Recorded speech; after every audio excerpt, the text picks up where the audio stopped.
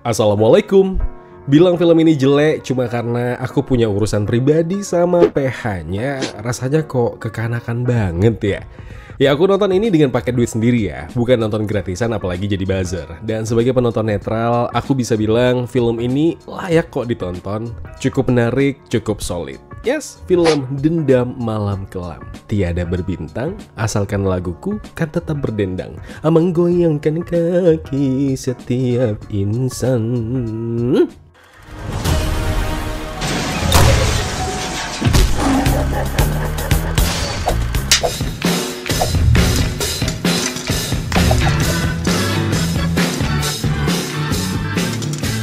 Satu hal yang wajib kalian tahu sebelum nonton film Dendam Malam Kelam adalah jangan nonton versi aslinya dulu. Serius, kalau kau udah nonton The Body yang dirilis tahun 2012, sensasi terkuat film ini bisa jadi hilang separuh. Tapi kalau kalian datang dengan kepala kosong dan hati yang siap diteror, film ini bisa jadi thriller Indonesia yang cukup mengguncang tanpa harus bikin rusuh. Walaupun belum lama tayang, nih film kok makin dikit showtime-nya. Film ini sadar dirinya adaptasi, tapi bukannya menempel buta sama versi Spanyolnya. Film Dendam Malam Kelam tahu batas, setia, tapi tahu cara mengindonesiakan cerita tanpa harus maksa. Atmosfer noirnya tetap pekat, tapi dialog dan dinamika karakter terasa lebih rumah sendiri, dalam tanda kutip.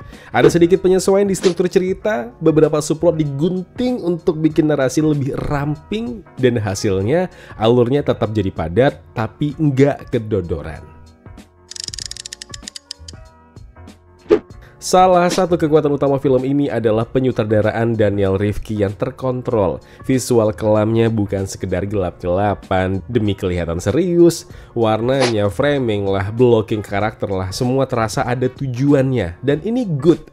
Atmosfer ruangan forensik yang sumpek dan pengap bisa kalian cium. Walaupun hanya visual doang. Walau sebagian penonton mungkin merasa settingnya agak terlalu jadul untuk era sekarang, tapi kalau dilihat dari sisi tone cerita, ya semua itu mendukung intensitas dan tekanan mental karakternya. Dan kita sebagai penonton ikut merasakan hal tersebut. Film Dendam Malam Kelam adalah film yang jalan pelan, tapi stabil. Dari menit pertama, kalian gak dikasih waktu buat lengah. Semua clue disusun rapi, tiap petunjuk dilempar tepat waktu. Narasi yang berlangsung selama 8 jam itu terasa seperti adu strategi antara siapa yang lebih cepat membaca permainannya. Yang menariknya adalah misterinya nggak cuma soal siapa melakukan apa, tapi juga menyentuh tentang kenapa dibalik tiap keputusannya. Arya Saloka nih, tampil paling meyakinkan di film ini. Nggak berlebihan, tapi tiap ekspresi dan kalimat yang dia ucapkan terasa punya bobot. Nah, aku pernah bilang, nih orang bisa aja menggantikan posisi Reza lagi. Mungkin nanti Arya Saloka lagi. Karakternya penuh lapisan dan alibi, dan Arya Saloka berhasil membawa kita masuk ke dalamnya. Ya meski kita nggak selalu setuju sama tindakannya. Chemistry-nya dengan Brown Palari juga enak banget dilihat.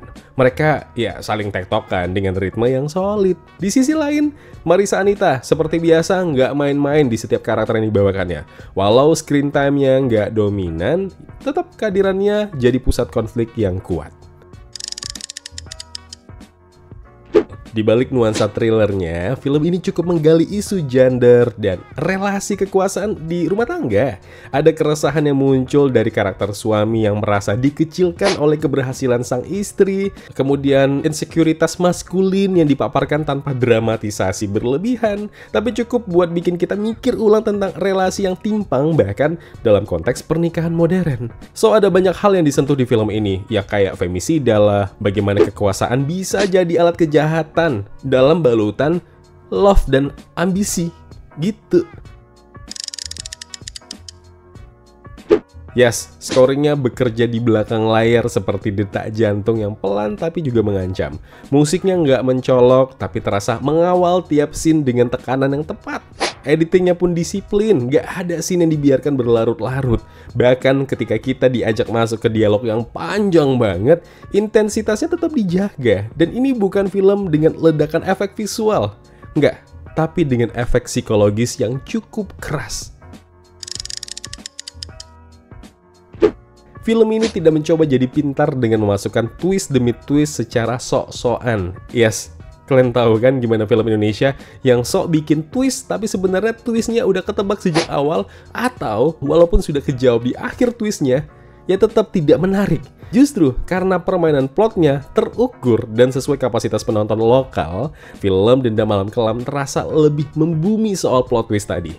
Bahkan untuk penonton yang bisa menebak sebagian besar alurnya pun, masih ada beberapa lapisan kejutan yang bisa bikin bergumam, oh gitu toh. Gak perlu puja-puji, Dendam Malam Kelam adalah thriller lokal yang tahu batas dan tahu cara bermain di ruang psikologis. Film ini tidak mencoba terlalu keras untuk kelihatan cerdas seperti beberapa remake lainnya, tapi juga tidak menyepelekan audiensnya. Dan kalau kalian haus akan film misteri dengan atmosfer padat dan karakter yang bermasalah digambarkan dengan sangat rapi, ini adalah salah satu sajian film yang layak banget kalian habiskan.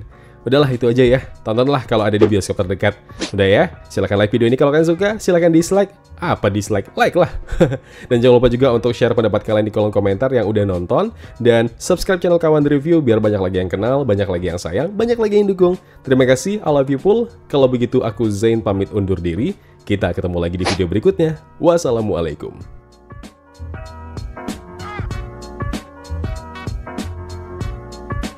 Ya kawan-kawan, terima kasih telah menonton video review ini. Jangan lupa klik tombol like-nya kalau kalian suka, klik tombol dislike kalau tidak suka. Klik juga tombol subscribe dan bel notifikasinya biar gak ketinggalan review-review film terupdate lainnya. Kalau begitu aku Zain pamit undur diri. Terima kasih, jaga kesehatan, tetap positif, dan jangan lupa bahagia.